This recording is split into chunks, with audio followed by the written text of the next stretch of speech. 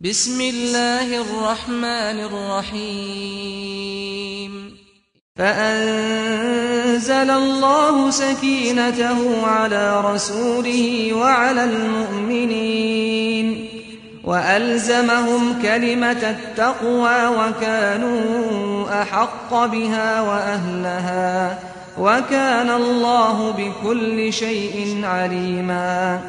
لقد صدق الله رسوله الرؤيا بالحق لتدخلن المسجد الحرام إن شاء الله آمنين محلقين رؤوسكم ومقصرين لا تخافون فعلم ما لم تعلموا فجعل من دون ذلك فتحا قريبا. هو الذي أرسل رسوله بالهدى ودين الحق ليظهره على الدين كله وكفى بالله شهيدا.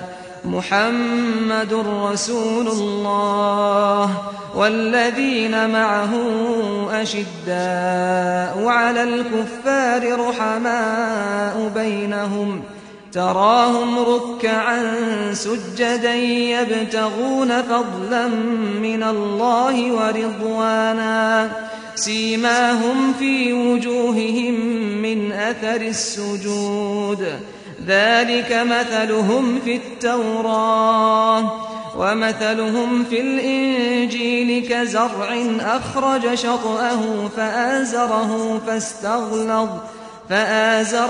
فاستغلظ فاستوى على سوقه يعجب الزراع ليغيظ بهم الكفار. وعد الله الذين آمنوا وعملوا الصالحات منهم مغفرة وأجرا عظيما.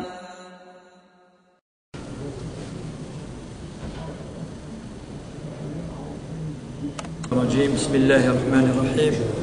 إن الحمد لله نحمده ونستعينه ونستغفره ونعوذ بالله من شرور أنفسنا ومن سيئات أعمالنا. من يهده الله فهو المهتد ومن يضلل فلن تجد له وليا مرشدا. أما بعد فإن أصدق الكلام كلام الله عز وجل وخير الهدي هدي النبي صلى الله عليه وسلم وشر الأمور محدثاتها وكل محدثة بدعة وكل بدعة ضلالة وكل ضلالة في النار. أعاذنا الله وإياكم من البدع ومن الضلالة ومن النار. أما بعد إخواني في الله السلام عليكم ورحمة الله وبركاته. الساقي إن شاء الله للدرس من دروس السيرة النبوية الشريفة السلسلة يجي في حياة الرسول صلى الله عليه وسلم.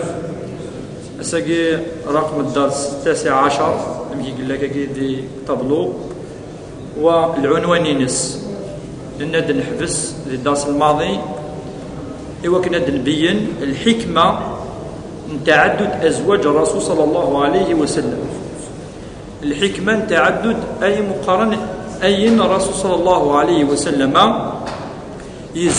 يزوج خديجة ثم يزوج بعض النساء نظام التي العدد نسن أدنى فلس بعد قليل أن وليس الفائدة فيها والحكمة تعدد. أكيد يعني ربما السجن كفوية رد السجن خطر يحوج الطاس الوقت ولا ربما السجن ذي الجزء الأول والدرس المقبل ذي الجزء الثاني.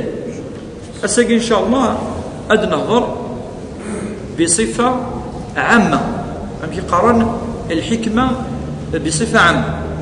من بعد نولي كل الزوجين كل ثمطوثي قوار صلى الله عليه وسلم أنولي فيها لكن أم يقال هذه لي الدرس كامل أفيها خاصة الظلام بلي ما إلا يوث القضية يوثنا تصقيس وقال يكره الإسلام هي تعدد أزواج الرسول صلى الله عليه وسلم.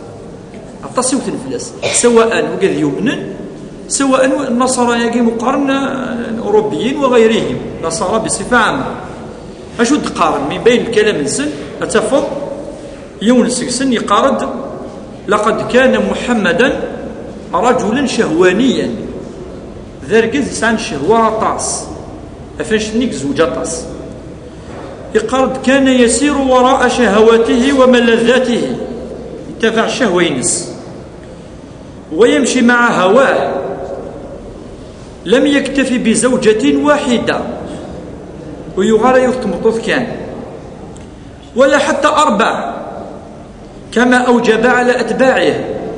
أمكن نزران كوني رجيز يسارى حق ذي أكثر 4 فلاوين إنيك، بل عدد الزوجات فتزوج 10 نسوة أو يزيد، يسير مع الشهوة ويميل مع الهوى.